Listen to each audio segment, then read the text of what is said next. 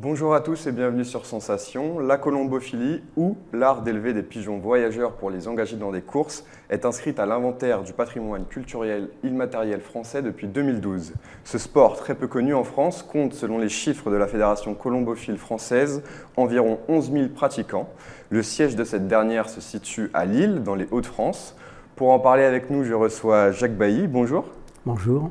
Vous êtes président du Courrier aérien d'Étampes, le club de pigeons voyageurs du sud de l'Essonne.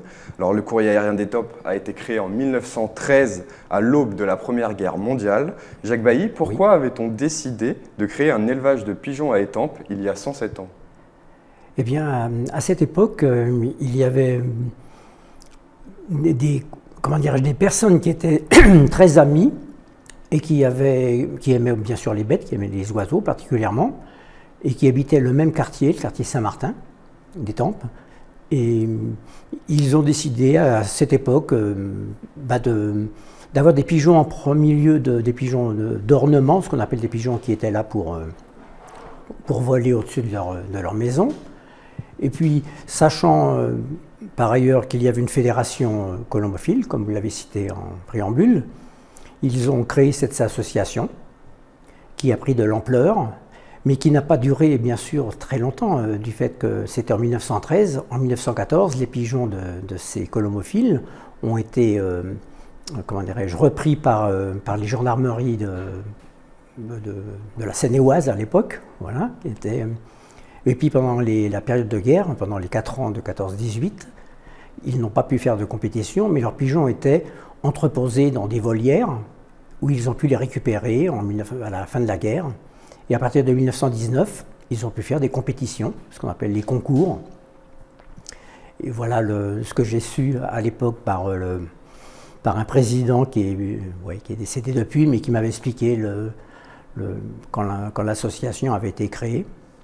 Et d'autre part, j'ai quand même les statuts de l'association qui avaient été signés en 1913, que j'ai en archive, qui étaient écrits à la plume. Vous savez, ça c'est un document que C'est un document historique. qui est historique et qui restera à la suite de ma...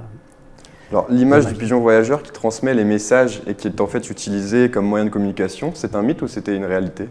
Non, c'est une réalité parce que le pigeon, il y a beaucoup de races dans le pigeon, entre autres donc le pigeon voyageur qui lui est prévu pour faire je vous le disais au départ, des compétitions, et il ne fait qu'un seul trajet, c'est partir d'un point déterminé pour revenir chez lui. Voilà, ça c'est il ne peut pas aller vous voyez, j'habite Étampes, eh bien si j'amène mon pigeon à Saclay, il repartira chez moi, que d'Étampes, je ne peux pas l'envoyer à Saclay. Voilà, donc et c'est ce qui s'est passé durant la guerre de 14-18, justement, où il y a eu un pigeon au fort de Vaux, là, qui était entreposé au fort de Vaux, et qui a annoncé, pas la fin de la guerre, mais enfin des bombardements qui avaient eu lieu dans les Ardennes. Alors, comme je vous l'expliquais, ces pigeons qui étaient dans les Ardennes étaient des pigeons de Paris. Et à Paris, ils avaient des pigeons des Ardennes. Donc, ils pouvaient se faire des échanges. Les messages pouvaient uniquement se faire par les pigeons soit de Paris ou des Ardennes. Voilà. Et en 1940, lors de l'occupation, l'armée allemande s'est saisie de tous les pigeons. Pourquoi? Eh bien oui, justement pour les messages qu'il pouvait y avoir des renseignements particulièrement à Étampes, où il y avait quand même une résistance forte des Français vis-à-vis de l'occupant. Et donc en prenant les pigeons, les messages ne pouvaient plus partir. Ça ne pouvait se faire que par la radio ou autres que par les pigeons. Voilà pourquoi. Parce qu'ils avaient eu l'expérience de 14-18, parce que on avait su qu'ils n'avaient pas été entreposés par les Allemands au début de la guerre. Ils se sont rendus compte par la suite. Donc ils ont su en 1940 ce qui s'était passé 25 ans auparavant. Alors après ce bref rappel historique, je vous propose de revenir en 2020. Les Hauts-de-France sont aujourd'hui la première région colombophile de France. Elle compte la moitié des pratiquants. Pourquoi la colombophilie s'est le plus développée dans le Nord? Oui. Est-ce que vous savez d'où ça vient? Oui, c'est en particulier parce que c'était le nord de la France, c'était quand même une région minière, travailleuse. Vous savez, c'était très travailleur. Donc, alors les colombophiles, Leur job, voilà, leur distraction, c'était en sortant du travail, des mines, particulièrement des mines. Il y avait beaucoup de mineurs. Il y avait beaucoup de mines à l'époque dans le nord de la France. C'était le week-end, c'était la distraction, c'était les pigeons, les concours de pigeons. Et il y avait, et puis aussi le nord de la France, ça correspondait à 2 départements, le Pas-de-Calais et le Nord. Il y avait quand même une population qui était bien compressée dans ces 2 départements.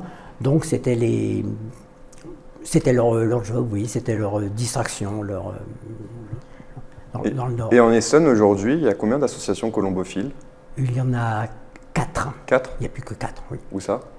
À Longjumeau, Limours, Étampes et je cherche et Corbeil. Voilà. Quelle est la différence entre le pigeon que nous voyons dans la rue tous les jours et un pigeon voyageur entraîné à la course? Est-ce qu'il y a une il est un peu différence? plus gros que le pigeon, ce qu'on appelle le pigeon d'église. Vous savez, dans les églises ou les monuments, il y a beaucoup de pigeons. Ça, ce sont des pigeons bisets qu'on appelle, qui est plus petit, qui pèse peut-être 250 grammes, alors que le pigeon voyageur pèse environ 350. Et il est un peu plus gros. Et puis il y a une autre race de pigeons qui est le pigeon ramier, ce qu'on appelle la palombe, là qui elle vole dans les champs, dans les bois, hein, mais c'est uniquement la race du pigeon voyageur. C'est une race, le pigeon voyageur, comme il y a le biset, le ramier, voilà. Et il est fait pour voyager. Voilà. Dans le courrier aérien d'Étampes participe à des compétitions, lesquelles? Oui, cette année on a fait des compétitions un petit peu.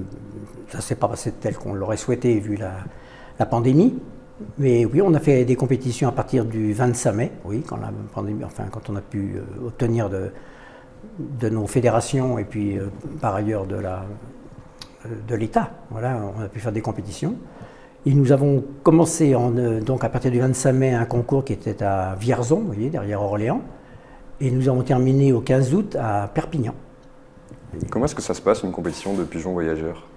Eh bien, le pigeon, il est un petit peu comme un athlète autrement. Pour s'entraîner, il est forcé d'aller étape par étape, des étapes ce qu'on appelle assez courtes pour commencer. Voilà, comme pour laquelle je vous précisais, Vierzon qui est à 130 km d'Étampes, que Perpignan est à 700. Et donc ils vont crescendo en allant de plus en plus loin. Voilà, ça c'est. Alors, la colombophilie est un sport qui attire principalement les personnes plutôt âgées. Ils ont du mal à attirer les jeunes. Oui, qu'est-ce que vous faites, vous, pour essayer de faire un renouvellement générationnel? Oui, et ça, c'est le point faible. Hein. Oui, nous étions 25 000 il y a 25 ans. On n'est plus que 11 000, là, comme vous l'avez précisé. Hein. Mais c'est parce que c'est un coût maintenant pour avoir des pigeons. Il faut... particulièrement déjà pour avoir une installation, pour obtenir un colombier ou pigeonnier, où sont entreposés nos pigeons, il faut l'accord des mairies. Maintenant, les mairies n'accordent pas toujours l'ouverture, le montage d'un colombier, donc il y a déjà ce handicap-là. Et puis le système pour faire voyager nos pigeons, il y a le transport, et puis aussi le matériel, c'est un matériel électronique maintenant que nous obtenons, qui est d'une valeur assez forte. Alors voilà, c'est plus des retraités qui font ça. Des jeunes le font quelquefois parce que ce sont les enfants ou petits-enfants de colombophiles, mais quand ils arrivent à un âge de 18-20 ans, c'est le pigeon, on oublie le pigeon pour partir faire d'autres... Vous parlez de famille de colombophiles, vous en faites partie? Oui, mon père était colombophile, j'ai suivi... et c'est vrai, ça se fait pas toujours, mais ça se fait, vous voyez, ça c'est... Mais vous voyez, j'ai un frère qui est plus âgé que moi et qui lui n'était pas intéressé du tout par les...